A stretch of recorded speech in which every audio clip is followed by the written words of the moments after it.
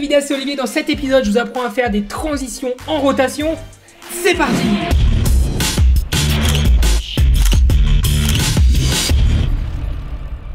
On se retrouve donc dans Premiere Pro CC 2017 dans lequel j'ai déjà créé mon montage avec les 3 clips sur lesquels on va travailler. Et vous noterez qu'il y a des effets d'accéléré comme ça dans mes clips, notamment ici et là. Si vous ne savez pas de quoi il s'agit, jetez un coup d'œil à ce tutoriel ici. Ensuite, il faut savoir que pour créer cet effet de transition en rotation, on va utiliser exactement les mêmes calques et les mêmes effets que pour la transition en zoom. Donc je vous mets aussi un lien ici si vous êtes curieux. On va donc commencer par créer un nouvel élément de type calque d'effet qu'on va donc glisser, déposer comme ça sur notre piste 2 juste au-dessus de nos clips et on va le raccourcir un petit peu comme ceci, pas besoin d'être précis pour le moment. Je vais en glisser, déposer un deuxième que je vais raccourcir à la même taille, aux mêmes dimensions que le précédent et je vais déjà travailler sur celui du dessous.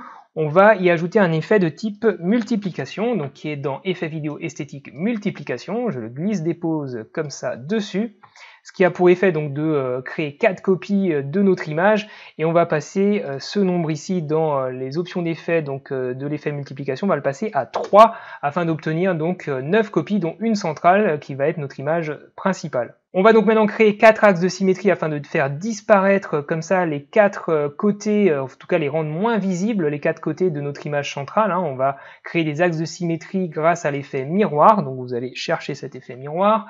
Et vu qu'on a 4 axes de symétrie à créer, donc un à gauche, un en haut, un à droite et un en bas, on va ajouter 4 effets miroirs à notre calque d'effet, donc celui-ci du dessous, ici, donc 3 fois et 4 fois, voilà. Donc dans mes options d'effet ici, j'ai donc mon effet de multiplication et 4 effets miroirs. Alors comme pour l'effet de transition en zoom, je vais vous donner directement les bonnes valeurs à utiliser ici si vous êtes comme moi en Full HD 1920 par 1080. Donc le premier effet miroir, on va être sur un angle de 90 degrés avec comme valeur Y 719. Le deuxième, on va être sur un angle de moins 90 degrés avec cette fois-ci une valeur Y de 360. Le troisième effet miroir, on va être sur un angle de 180 degrés. Et cette fois-ci, on va travailler en X avec une valeur de 640. Et le quatrième et dernier effet miroir, on va être sur un angle de 360 avec pour valeur X 1279. Voilà. Donc maintenant, on a obtenu donc des frontières entre la copie centrale et les copies qui sont autour, beaucoup moins voyantes, beaucoup moins choquantes. Et on va donc pouvoir faire notre effet de rotation. Et je vous montrerai tout à l'heure pourquoi on a fait tout ça, quel est l'intérêt d'avoir réalisé toutes ces copies. Je vais maintenant ajouter un effet de transformation donc à mon calque d'effet du dessus. Donc je cherche mon calque d'effet de transformation qui est dans effet vidéo, déformation, transformation. Je fais un glisser déposer sur mon calque d'effet donc du dessus cette fois-ci. Et je vais donc travailler sur la rotation. Donc je vais d'abord placer ma tête de lecture donc à l'intersection entre mes deux clips. Et je vais me décaler d'un certain nombre de frames à gauche, donc par exemple 6 frames à gauche, là où je souhaite débuter ma rotation. Donc 1, 2, 3, 4, 5, 6.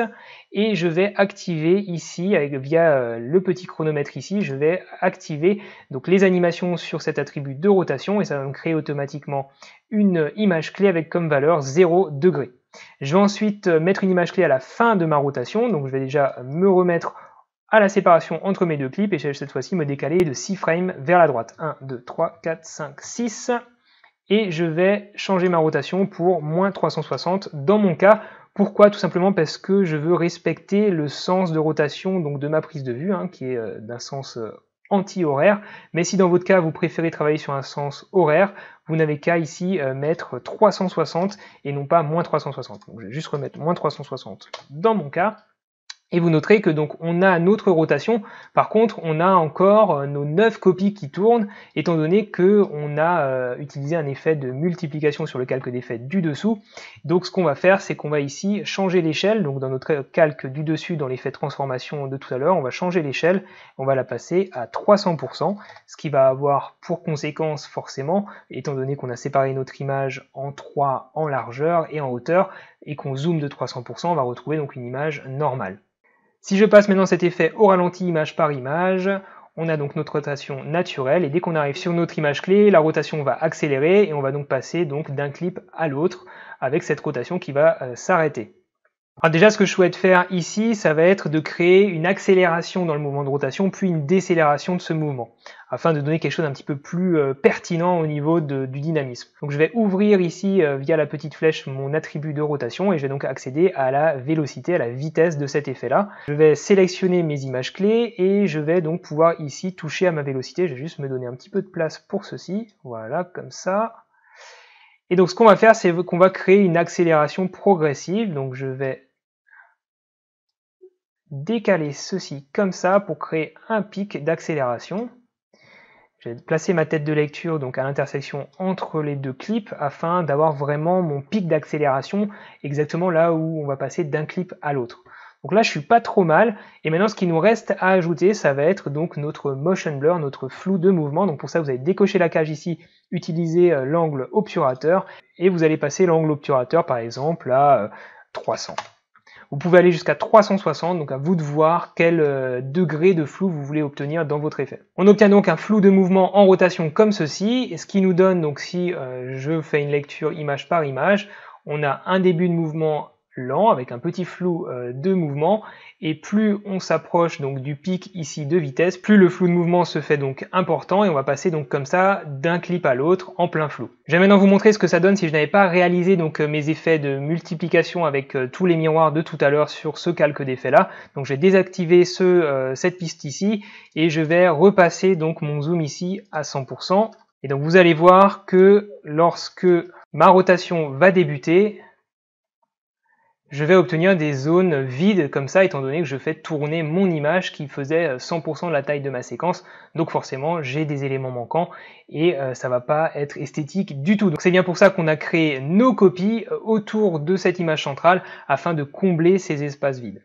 Donc voilà ce que ça donne à vitesse normale, et on va ajouter une petite variante que j'aime bien ajouter parfois, qui va être une amorce de mouvement. Donc dans mon cas, j'ai une rotation anti-horaire au niveau de ma transition. Donc ce que je vais faire, c'est que je vais créer une amorce dans un sens horaire, afin de comme ça créer un début de mouvement dans un sens et le continuer dans l'autre sens, comme si je prenais de l'élan. Je vais me placer donc sur ma première clé d'animation ici que j'ai créée. Je vais me décaler de 5 frames à gauche, 1, 2, 3, 4 et 5. Je vais la décaler cette animation, cette clé d'animation à cet endroit-là, hein, qui était avec une valeur de 0 degré. Je me redécale de 5 frames à droite, 1, 2, 3, 4, 5. Et cette fois-ci, au lieu d'être à moins 12, je vais passer à 30 degrés. Donc je vais commencer dans le sens horaire de 30 degrés, et ensuite je vais poursuivre mon animation dans un sens anti-horaire. Je fais la même chose sur l'animation de fin, 1, 2, 3, 4, 5, je décale ça, 1, 2, 3, 4, 5, et au lieu d'être à moins 360 comme ça devrait être le cas, je vais faire moins 360, moins 30 degrés, donc ça fait moins 390 degrés, avant de retourner à moins 360, comme c'était le cas tout à l'heure. Alors par contre, je vais juste décaler ça un petit peu plus à gauche, 1, 2, 3, 4, 5, voilà, je vais avoir 10 frames d'écart entre les deux, ça va me donner une amorce un petit peu plus lente, ça va être un peu plus plaisant et moins perturbant quand on regardera ça à vitesse normale. Je lance une petite prévisualisation et je vous montre ce que ça donne tout de suite. Voilà, donc voyons ce que ça donne. Mon amorce, ma rotation et ma fin avec un petit rebond. Voilà! Alors on n'oubliera pas non plus de réduire la taille de ces calques d'effets afin d'optimiser le temps de rendu. Donc je mets juste à une frame avant ma première clé d'animation et je vais réduire donc mes calques. Je me déplace à une frame après ma dernière clé d'animation, je sélectionne mes deux calques et je les raccourcis. Voilà, comme ça j'ai un petit peu optimisé mon temps de rendu, et si vous voulez recréer le même effet sur la transition d'après, vous avez juste à sélectionner donc les deux calques, faire CTRL-C, décocher la première piste ici, faites CTRL-V et placez ça donc exactement sur votre intersection comme ceci, avec le même nombre de frames à gauche et à droite. Et voilà, c'est tout pour ce magnifique effet de transition en rotation. N'hésitez pas à tester ça chez vous, et en attendant je vous dis faites de belles photos, faites de belles vidéos. Ciao!